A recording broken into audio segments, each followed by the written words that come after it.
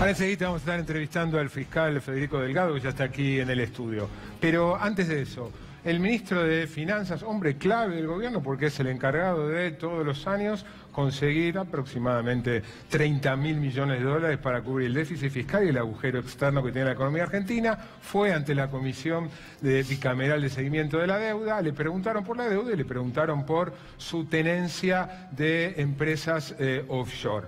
Dijo varias cosas, entre otras, dijo que en realidad no había declarado porque él no es en realidad el dueño, aunque aparece en los documentos, sino solamente el dueño fiduciario, es decir, le confían a él la propiedad de una empresa. El tema va a seguir investigándose. Pero además dijo que tener una empresa o una cuenta offshore en un paraíso, una guarida fiscal, no es ningún delito, es como tener una caja de seguridad. El desafío económico de hoy para Manuel Álvarez Agis es lo mismo una cuenta o una empresa offshore que una caja de seguridad. Muy buenas noches. Buenas noches, Marcelo, ¿cómo estás? Bien. Primero aclaremos qué es una cuenta offshore, porque el término a veces aparece siempre relacionado con las guaridas fiscales. Digamos, una cuenta offshore es simplemente una cuenta fuera del país, pero nunca aparece un escándalo porque un argentino tenga una cuenta en Chile o porque un argentino tenga una cuenta en Brasil. Entonces las cuentas offshore se transforman en una sospecha cuando están radicadas en una guarida fiscal. Entonces, para entender qué es una cuenta offshore, tenemos que entender qué es una guarida fiscal. ¿Qué es una guarida fiscal? Una guarida fiscal es básicamente un país que le ofrece a los no residentes de ese país, a los extranjeros,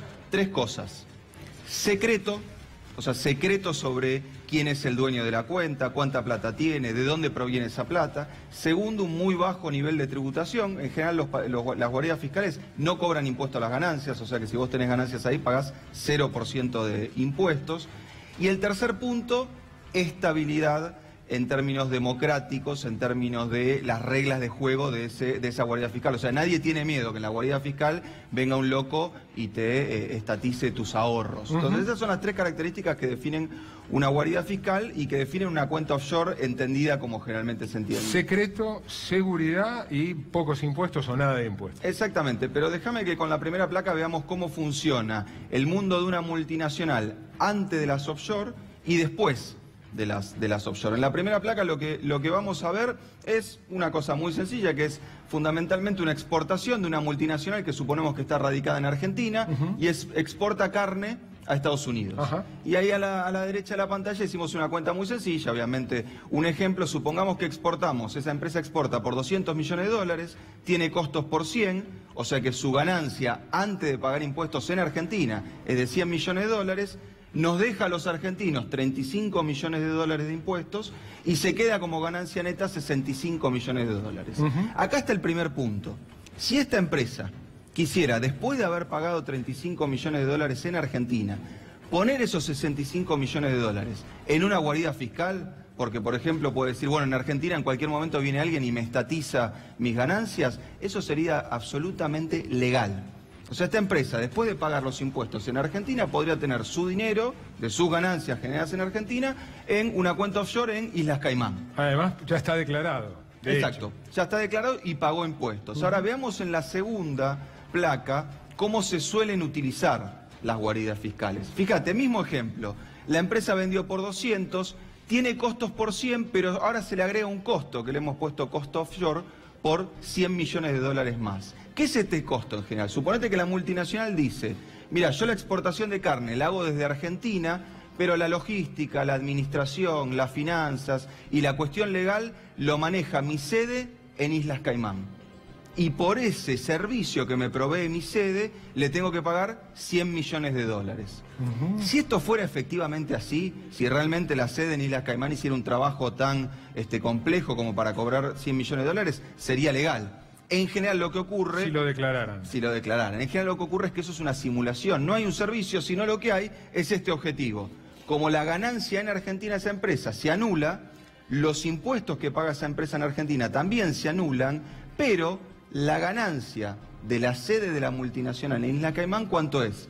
100 millones de dólares. Se quedaron con esos 100 millones. Claro, antes nos dejaban 35 millones de dólares. Que podían ser 40, que podían ser 50. Sí, y que, a ver, acá lo tenemos simplificado. En promedio en el mundo las multinacionales, las 100 multinacionales más importantes, como esa flechita roja que vos ves ahí, tienen 70 filiales en distintas guaridas fiscales. O sea que la estructura es mucho más compleja que esta. Los servicios financieros los hacen en Londres, los servicios administrativos en Isla Caimán, tienen un crédito con Islas Vírgenes, o sea, es mucho más complejo que esta estructura. Y ahí ya empezamos a ver cuál es el problema. Uno de los problemas centrales es que esa empresa para exportar necesita un puerto. ¿El puerto con qué se construye? Con los impuestos que cobra el Estado.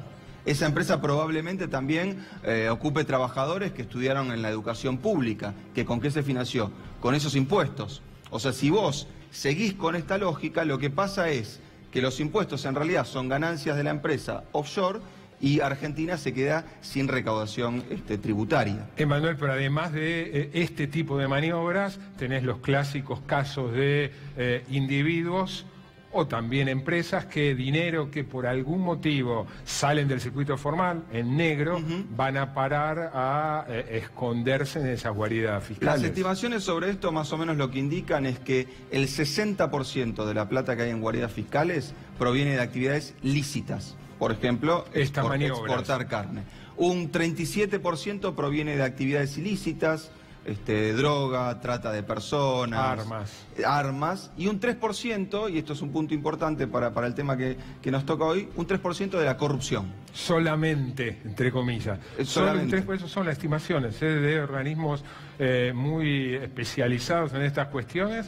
Solo entre 3 y 5% del dinero en negro que están los paraísos o guaridas fiscales es dinero que tiene como origen la corrupción. Ahora, ¿cuáles son los efectos de las guaridas fiscales? Porque parece que el mundo está discutiendo cómo terminar con las guaridas fiscales, porque básicamente ocurren paradojas. Por ejemplo, Isla Caimán es un país que tiene más empresas que habitantes. Tiene 80.000 empresas radicadas y tiene nada más que 25.000 habitantes. Obviamente esas empresas no le venden nada a esos 25.000 habitantes. Islas Canarias recibe 4 veces más inversión extranjera directa que China. O sea, la lluvia de inversiones que acá estamos esperando que llegue, en las guaridas fiscales ocurre todo el tiempo. Por este efecto estructural que han generado las guaridas fiscales, es que uno de los máximos defensores del capitalismo en el mundo, hasta hace poquitos años, decía esto que vamos a ver en el siguiente video. Over the last couple of days, we've had another reminder in this big dump of data coming out of Panama that tax avoidance is a big global problem. It's not unique to other countries because, frankly, there are folks here in America who are taking advantage of the same stuff. A lot of it's legal, but that's exactly the problem. It's not that they're breaking the laws, it's that the laws are so poorly designed that they allow people, if they've got enough lawyers and enough accountants, to wiggle out of responsibilities that ordinary citizens are having to abide by. Here in the United States, there are loopholes that only wealthy individuals and powerful corporations have access to. They have access to offshore accounts, and they are gaming the system.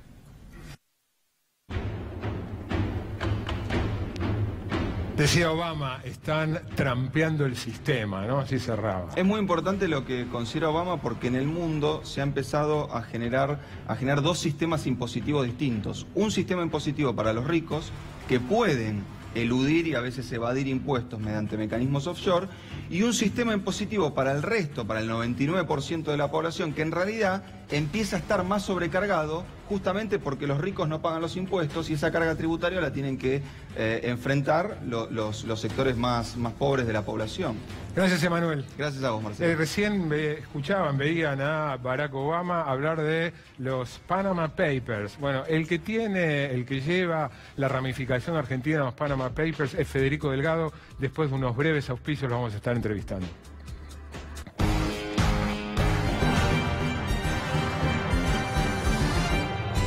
En la Ciudad Autónoma de Buenos Aires, vivir mejor es ley.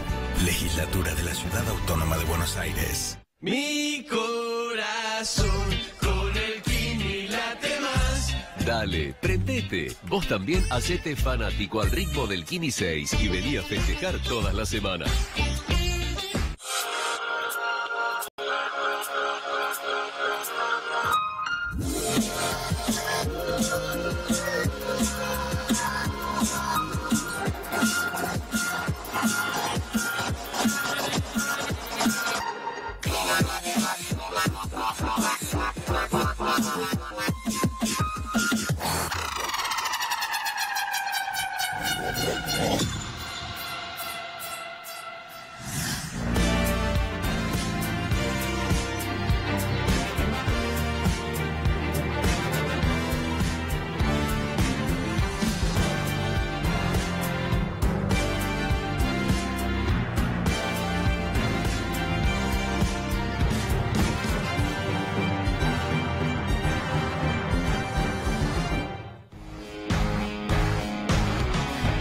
Estamos aquí con el fiscal federal Federico Delgado. Gracias por venir, Federico. Gracias por invitarme. Comenzar el programa diciendo una enumeración de causas: tragedia de Once, la ramificación argentina de Odebrecht, Panama Papers, los bolsos de José López. Tuviste a Natalia Haidt el otro día en el juzgado. Panama Papers te lo sacaron.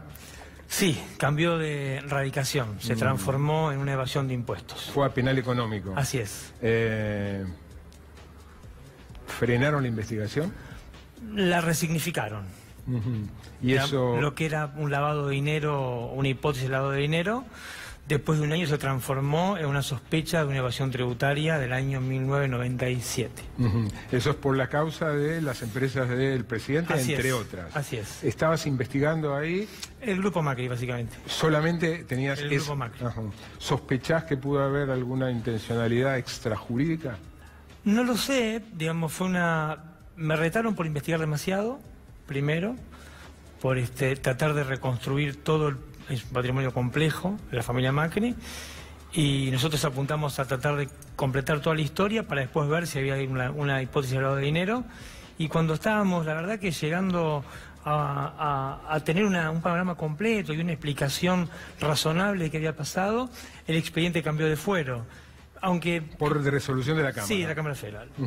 Ahí estaba el fiscal de Cámara. El fiscal de Cámara y la Sala 2 de la Cámara Federal decidieron que, en rigor de verdad, lo que había que investigar era una evasión tributaria, porque en el año 1997 la Argentina no reprimía el lavado de dinero a gran escala, solamente reprimía lo que tenía que ver con el narcotráfico. Y esto no era narcotráfico. ¿La causa después en el Fuero Penal Económico se cerró? No tengo idea qué pasó. ¿Cuál es la última información que hay sobre el caso de Odebrecht en Argentina?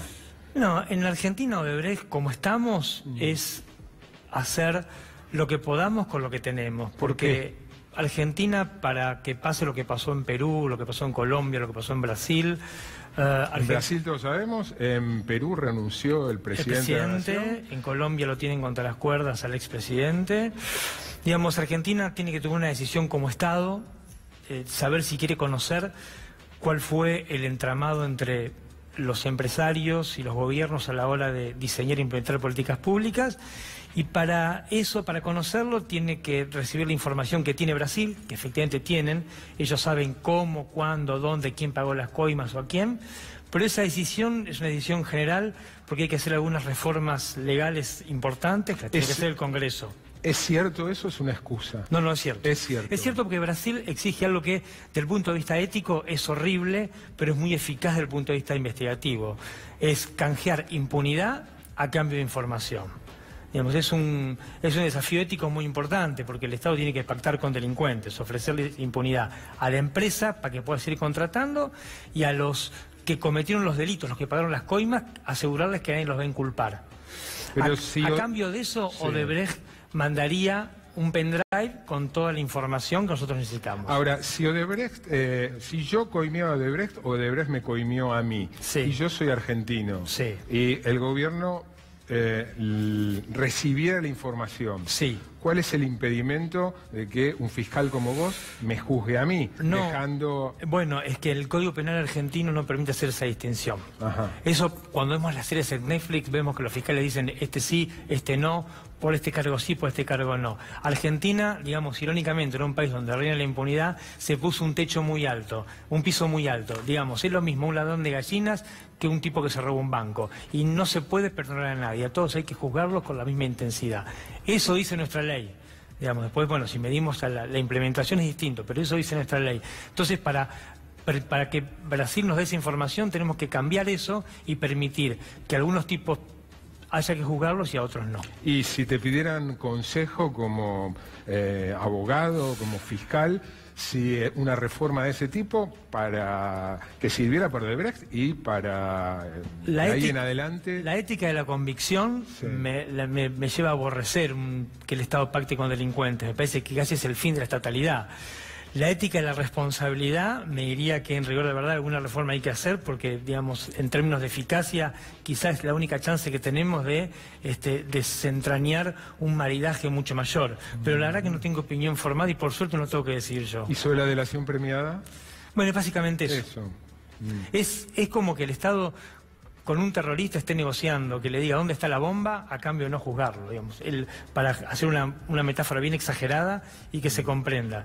Ese es el desafío que tenemos como sociedad que deben resolver nuestros representantes, que hasta ahora no lo han resuelto, ni para un lado ni para el otro. Causa José López, muchos se preguntan, y con razón, por qué se conoce perfectamente quién recibió el dinero y cuánto tenía, por lo menos lo que estaba en los bolsos, ¿por qué no se puede conocer o avanzar acerca del origen? Bueno, eso es tremendo. El caso López me parece que debería ser el gran laboratorio para hacer una reforma de verdad de la justicia argentina. ¿Por qué? Dos cosas. Primero, porque el caso López sufrió lo que sufren todos los casos en la Argentina, se los parten en muchos pedacitos. Una historia, si vos la analizás globalmente, la comprendés mucho más fácil que si la separás en miles de partes y le ponés distintos intérpretes. El caso López, irónicamente, hubo un juez que investigaba por qué tenía tanta plata y otro juez que investigaba qué manguera alimentaba ese patrimonio. De modo tal que eso quedó descalzado el día de los bolsos y López tiene que ser juzgado para que explique cómo consiguió esos 9 millones de dólares más un par de departamentos, y va a haber otro juicio, eventualmente, donde se los va a juzgar su rol como secretario de Obras Públicas por cohecho. Evidentemente, sentido común, el cohecho es el puente con su enriquecimiento, pero por ese diletantismo y esos rasgos culturales de la justicia nuestra, esos hechos permanecen partidos. Nombramos algunas de las causas que vos tuviste, la Panama Papers no la tienes más, pero en su momento sí. ¿Con qué estructura cuenta tu fiscalía para...? No, es tremendo. Las condiciones materiales de trabajo, no quiero hacer una defensa pero lo mismo le pasará a todos. De la justicia, que tiene sus problemas y bien ganados los tiene, pero las condiciones de trabajo son horrorosas. Digamos. Nosotros tenemos un servidor de internet que cualquier persona que circula por Comodoro Pi sabe que entre la 1 de la tarde y las 2:30 o las 12:30 y 2:30 de la tarde no funciona porque se satura, somos 10 personas por fiscalía, la impresora a veces anda, a veces no anda. ¿Tenés cuántas causas ahora en curso? No, íbamos a tener más de 600, 700 expedientes. Es muy problemático la cantidad de recursos con la cantidad de trabajo. Es una relación que cierra porque hay muchísima gente que por ahí no es la que sale en televisión, pero que le pone mucha garra y hace un trabajo que es invisible, pero que permite que algo de ese elefante se sostenga. La radiografía de lo que para Federico Delgado es la justicia, él junto a una licenciada en Ciencias Políticas y periodista lo plasmó en este libro, ¿no? La cara injusta de la justicia. ¿Sirvió para algo? Esto lo editaste hace un año. Un año y medio. Sirvió para llamar la atención, sirvió para sacarme alguna que otra arruga más, pero me parece que la función que quería era, nosotros aspiramos a que eso genere una especie de debate. ¿Lo generó? No generó el debate. Nosotros esperábamos que fuera un granito que contribuyera a generar una gran playa y en esa arena se pudiese discutir qué hacemos con la justicia, pero no lo logramos.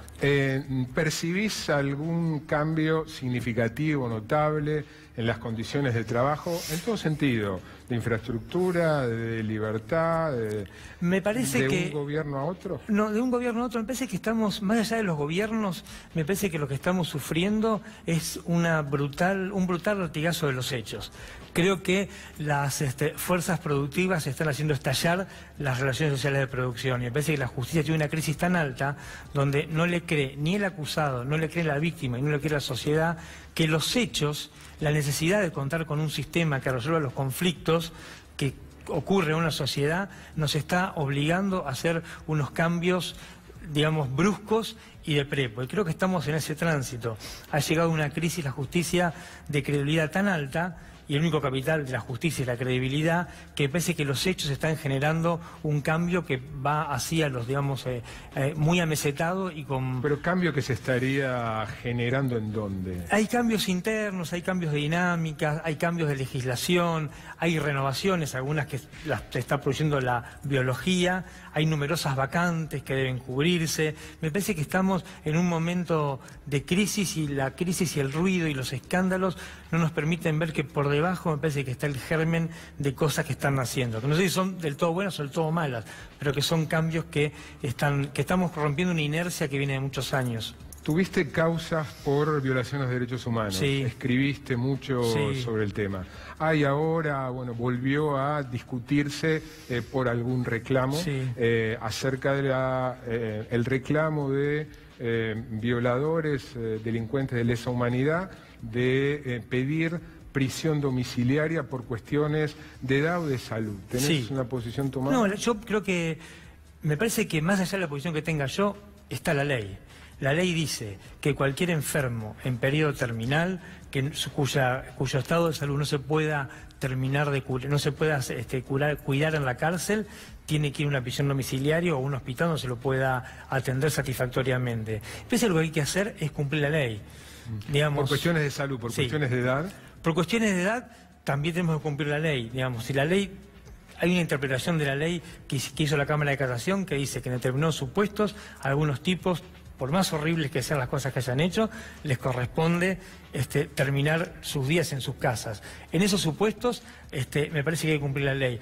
En cuanto al 2x1, si esa es la pregunta, así a mansalva, yo tengo posición tomada, me parece que no, me parece que delitos de lesa humanidad son otra cosa, lo escribí en términos académicos y lo escribí en los dictámenes, pero me parece que básicamente hay que cumplir la ley de acuerdo a las pautas que la comunidad jurídica ha sedimentado en estos 10 o 12 años. La justicia, en términos de funcionamiento, de resultados, y si se quiere de honestidad o falta de honestidad, ¿está mejor que los otros dos poderes? ¿Igual? No. La justicia, peor. La justicia, nosotros lo planteamos en el libro, tiene un problema que viene de nacimiento.